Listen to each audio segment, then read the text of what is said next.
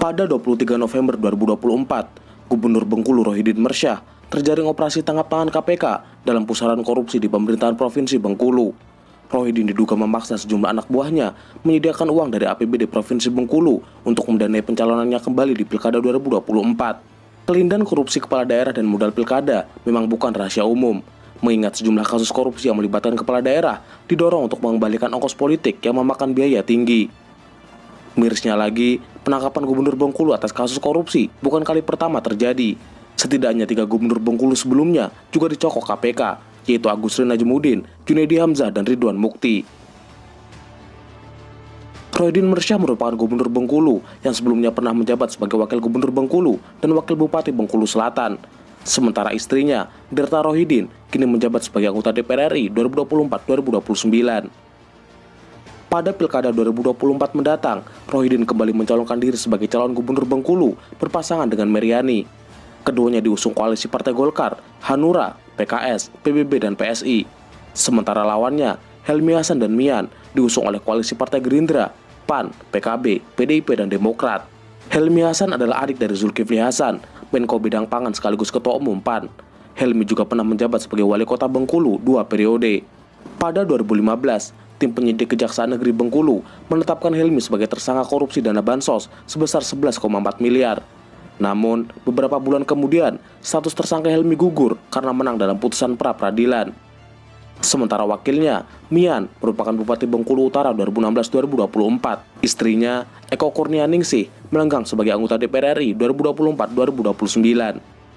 Saudara, pada Minggu siang, Gubernur Bengkulu Rohidin Mersyah dibawa petugas KPK ke Jakarta setelah menjalani pemeriksaan awal di Mapolresta Bengkulu. Upaya KPK membawa Rohidin sempat dihalang-halangi para simpatisan Rohidin. Beberapa hari sebelum pilkada dilaksanakan, Rohidin lebih dulu ditangkap KPK dalam kasus dugaan pemerasan dan gratifikasi senilai 7 miliar. Uang ini berasal dari pemerasan terhadap jajaran kepala dinas, perangkat daerah, dan kepala biro di pemerintahan Provinsi Bengkulu.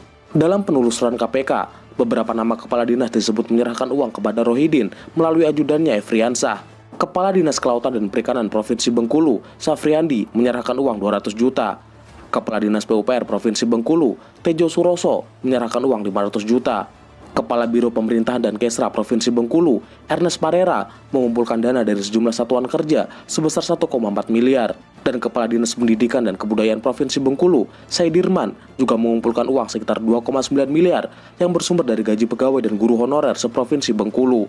Hasil korupsi ini kemudian akan digunakan Rohidin sebagai ongkos di Pilkada Bengkulu 2024. Kita akan tetap berjalan dengan baik, gunakan hak suara juga dengan baik. Kemudian yang kedua, saya pastikan proses hukum saya sebagai calon gubernur ini akan berjalan sesuai dengan aturan, dan saya juga akan bertanggung jawab dengan proses hukum ini dan sangat kooperatif dengan pihak KPK. Praktek korupsi kepala daerah untuk biaya kampanye adalah hal yang kerap terjadi. Besarnya biaya kampanye membuat para gubernur dan bupati melakukan berbagai cara kotor untuk memenangi gelanggang elektoral. Saudara, KPK menetapkan Bupati Kepulauan Meranti Muhammad Adil sebagai tersangka karena diduga menerima dan memberi suap. KPK menyebut Adil menerima suap dari jajarannya untuk modal pemilihan Gubernur Riau 2024. Bupati Kepulauan Meranti Muhammad Adil misalnya diduga menggunakan uang setoran dari SKPD untuk biaya safari politik menjadi calon Gubernur Riau tahun 2024. Bupati Jombang, Nyono Suharli Wihandoko, yang ditangkap KPK atas dugaan suap, disebut menggunakan sebagian uang hasil korupsinya sebagai dana kampanye Pilkada 2018. Bupati Kapuas Ben Brahim dan istrinya yang juga merupakan anggota DPR, Ari Egani, juga diduga menggunakan uang hasil korupsi untuk membayar 2 lembaga survei nasional ketika Ben hendak maju sebagai calon Gubernur Kalimantan Tengah pada 2020. Terlepas dari kasus yang menjerat Rohidin, Wakil Ketua KPK Alexander Marwata menegaskan status tersangka Rohidin tidak mempengaruhi pencalonannya di Pilkada Bengkulu. Masyarakat tetap bisa memilih Rohidin karena surat suara sudah dicetak. Bahkan, apabila Rohidin menang, dia tetap bisa dilantik. Namun, proses hukumnya tetap berjalan dan status tindak pidananya tidak gugur. Hal seperti ini pernah terjadi pada Sunjaya Purwadisastra yang dicopot setelah baru saja dilantik sebagai Bupati Cirebon. Penyebabnya, saat itu dirinya menjadi tersangka kasus korupsi yang ditangani KPK. 5 menit usai dilantik menjadi Bupati Cirebon, terdakwa kasus suap jual beli jabatan di Kabupaten Cirebon, Sunjaya Purwadi Sastra, langsung diberhentikan dan digantikan oleh wakilnya. Sunjaya diberhentikan sementara dari jabatannya karena masih menjalani kasus hukum terkait kasus jual beli jabatan di Kabupaten Cirebon. Provinsi Bengkulu menjadi salah satu provinsi di Sumatera yang 4 gubernurnya berturut-turut terjerat kasus korupsi. Sebelum Rohidin, ada Ridwan Mukti dan istrinya, Lili Martiani. Ridwan dan istrinya terbukti menerima suap sebesar 1,3 miliar terkait proyek pembangunan jalan di Bengkulu. Keduanya kemudian divonis 8 tahun penjara. Suami istri lain yang terjerat kasus korupsi di Bengkulu adalah Bupati Bengkulu Selatan, Dirwan Mahmud dan istrinya. Mereka berdua terjerat dalam kasus suap sejumlah proyek. Junaidi Hamzah yang menjabat sebagai Gubernur Bengkulu 2012-2015 pun ikut terjerat kasus korupsi. Pada 2015, Bareskrim Polri menetapkan Junaidi sebagai tersangka dalam kasus korupsi pembayaran honor tim pembina di RSUD M. Yunus. Selanjutnya, ada Agus Ri Najamuddin, Gubernur Bengkulu 2005-2012. Dia terbukti bersalah melakukan korupsi, dana pajak bumi dan bangunan, serta biaya perolehan hak atas tanah bangunan tahun anggaran 2006 yang merugikan negara hingga 21,3 miliar. Fenomena estafet korupsi yang dilakukan oleh para pemimpin Bengkulu dari waktu ke waktu ini tentu mencoreng nama provinsi ini. Lebih-lebih, Bengkulu menjadi urutan ke-7 provinsi termiskin di Indonesia menurut data BPS 2023. Selain itu, Bengkulu juga merupakan provinsi kedua termiskin di Sumatera. Berdasarkan data BPS 2024, angka kemiskinan di Bengkulu mencapai 13,56%. Kepala daerah dan pejabat pemerintahan Provinsi Riau sering sekali berurusan dengan lembaga anti korupsi. Baru-baru ini, Gubernur Riau periode 2025-2030, Abdul Wahid dan 10 orang lainnya ditangkap KPK dalam operasi tangkap tangan pada 3 November 2025. Penangkapan Abdul Wahid menambah daftar panjang kepala daerah Riau yang tersandung kasus hukum. Sebelumnya, 3 gubernur Riau lebih dulu terlilit kasus dengan berbagai modus, mulai dari pengadaan barang dan jasa hingga suap alih fungsi lahan. Sementara 2 lainnya juga pernah diperiksa terkait dugaan korupsi. Lantas, siapa saja mereka dan kasus apa yang menjerat mereka? Abdul Wahid adalah pengusaha sekaligus politikus senior PKB yang baru saja terpilih sebagai Gubernur Riau periode 2025-2030. Ia dikenal sebagai politikus muda yang vokal dalam isu keagamaan dan pemberdayaan masyarakat. Kisah hidupnya yang penuh perjuangan dan berasal dari kalangan akar rumput menjadi modal politik utama yang kerap digaungkan. Abdul Wahid menempatkan dirinya sebagai putra daerah yang dekat dengan rakyat kecil. Abdul Wahid dikenal sebagai sosok yang meniti karir dari bawah. Mantan petugas kebersihan dan kuli bangunan itu mulai menapaki dunia politik saat masuk ke PKB. Di PKB, ia pernah menjabat sebagai wakil sekretaris DPW PKB Riau sejak 2002 hingga 2009, hingga dipercaya sebagai ketua Dewan Tanfis DPW PKB Riau sejak 2011. Karir politik Abdul Wahid makin moncer saat dirinya terpilih sebagai anggota DPRD Provinsi Riau 2 periode. Kesuksesannya di provinsi membawanya ke panggung nasional sebagai anggota DPR periode 2019-2024. Pada Pileg 2024, Abdul Wahid kembali terpilih sebagai anggota DPR, namun ia memilih untuk mundur dan mencalonkan diri sebagai Gubernur Riau. Berpasangan dengan SF Haryanto, ia memenangkan kontestasi politik di daerahnya dan sukses menjabat sebagai Gubernur Riau termuda di usia 44 tahun. Sayang beribu sayang, karir gubernur muda yang punya visi pemerataan pembangunan dan tata kelola pemerintahan yang berintegritas itu harus berakhir di tangan KPK. Pemirsa, Komisi Pemberantasan Korupsi KPK melakukan operasi tangkap tangan terhadap 10 pejabat daerah di wilayah Provinsi Riau pada Senin siang. 1 dari 10 yang diamankan adalah Gubernur Riau, Abdul Wahid. Pada 3 November 2025, Abdul Wahid dan 10 orang lainnya ditangkap KPK dalam operasi tangkap tangan terkait dugaan kasus suap di Dinas PUPR Provinsi Riau. Penangkapan Abdul Wahid menambah panjang daftar Gubernur Riau yang terjerat kasus korupsi. Sebelumnya, 3 gubernur pendahulunya telah lebih dulu mendekam di penjara. Gubernur Riau pertama yang berurusan dengan KPK adalah Saleh Jasid. Saat menjabat sebagai Gubernur Riau periode 98 hingga 2003, politisi Partai Golkar ini didakwa telah melakukan korupsi dalam pengadaan unit mobil pemadam kebakaran. Saleh menunjuk kontraktor secara langsung, melakukan markup harga, serta penyimpangan anggaran APBD Riau 2003 yang merugikan negara sebesar 4,7 miliar. Akibat kasus ini, Saleh Jasid divonis penjara 4 tahun.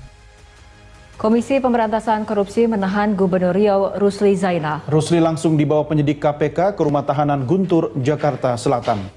Gubernur Riau kedua yang berurusan dengan KPK adalah Rusli Zainal. Gubernur Riau periode 2003-2013. Saat menjabat sebagai gubernur, ia bersama 2 bupati dan kepala dinas kehutanan Riau melakukan jual beli izin fungsi lahan kepada korporasi dan pengusaha. Politisi Partai Golkar ini memberikan izin fungsi lahan secara ugal-ugalan kepada 9 perusahaan. Kerugian negara dari izin yang bermasalah itu mencapai 265 miliar. Selain kasus itu, Rusli Zainal juga memeras kontraktor, menerima suap dan menyogok anggota dewan terkait PON Riau 2012. Akibat kasus ini, Rusli Zainal divonis penjara 14 tahun. Komisi Pemberantasan Korupsi tetapkan Gubernur Riau Anas Makmun sebagai tersangka penerima suap 2 miliar rupiah. Makmun diduga terlibat kasus suap alih fungsi hutan untuk dijadikan perkebunan kelapa sawit. Gubernur Riau selanjutnya yang tertimpa kasus korupsi adalah Anas Makmun. Pada 2014, Anas Makmun meminta uang pelicin sebanyak 7 miliar kepada para pengusaha perkebunan kelapa sawit untuk memuluskan permohonan alih fungsi lahan dari kawasan hutan ke kawasan non-hutan. Kasus besar ini kemudian turut menyeret Menteri Kehutanan saat itu, Zulkifli Hasan yang kini menjabat sebagai Menko Pangan. Akibat kasus ini, Anas divonis penjara 6 tahun. Pada 2020, Anas bebas bersyarat setelah menjalani 3 tahun penjara. Namun tak berselang lama, ia kembali menjadi tersangka dalam kasus suap 1 miliar untuk percepatan pengesahan rancangan APBD Provinsi Riau. Anas harus kembali mendekam di penjara selama 1 tahun akibat kasus ini. Gubernur Riau periode 2014-2019, Andi Rahman, meski belum pernah divonis bersalah dalam kasus korupsi, tetapi namanya sering muncul dalam saksi kunci dalam beberapa perkara, termasuk kasus dugaan korupsi proyek flyover jalan di Riau dan dugaan korupsi pengolahan BUMD PT SPR Langgak. Gubernur Riau 2019-2024, Syamsuar, juga terseret dalam kasus dugaan korupsi pengolahan BUMD PT SPR Langgak. Kasus ini tengah ditangani Bareskrim Polri dan telah ditingkatkan ke tahap penyidikan. Korupsi di Riau tidak hanya dilakukan para gubernurnya, bupati-bupati di Riau turut andil dalam mencatatkan noda hitam korupsi di bumi lancang kuning. Berdasarkan data KPK, Kejaksaan dan laporan media, setidaknya 20 kepala daerah di Riau telah divonis bersalah karena kasus korupsi. Ramlan Zas, Bupati Rokan Hulu 2001-2006, divonis penjara 1 tahun 3 bulan dalam kasus korupsi dana APBD dan pengadaan jasa tahun 2005. Kerugian 2,5 miliar. Suparman, Bupati Rokan Hulu 2016, divonis penjara 6 tahun dalam kasus suap pembahasan APBD Riau. Tengku Azmun Jafar, Bupati Pelalawan 2001-2008, divonis penjara 11 tahun dalam kasus korupsi penerbitan izin kehutanan. Kerugian 1,3 triliun. Arwin AS, Bupati Siak 2001-2011, divonis penjara 4 tahun dalam kasus suap izin kehutanan. Kerugian 301 miliar. Raja Tamsir Rahman, Bupati Indragiri Hulu, periode 99 hingga 2008, divonis penjara 9 tahun dalam kasus izin pengolahan hutan. Kerugian 78 triliun. Andi Putra, Bupati Kuansing 2001-2024, divonis penjara 4 tahun dalam kasus suap izin perkebunan kelapa sawit sebesar 1,5 miliar. Sukarmis, Bupati Kuansing 2006-2016, divonis penjara 12 tahun dalam kasus korupsi pembangunan Hotel Kuansing. Kerugian 22 miliar. Mursini, Bupati Kuansing 2016-2021, divonis penjara 4 tahun dalam korupsi dana kegiatan rapat dan kunjungan kerja senilai 7,2 miliar.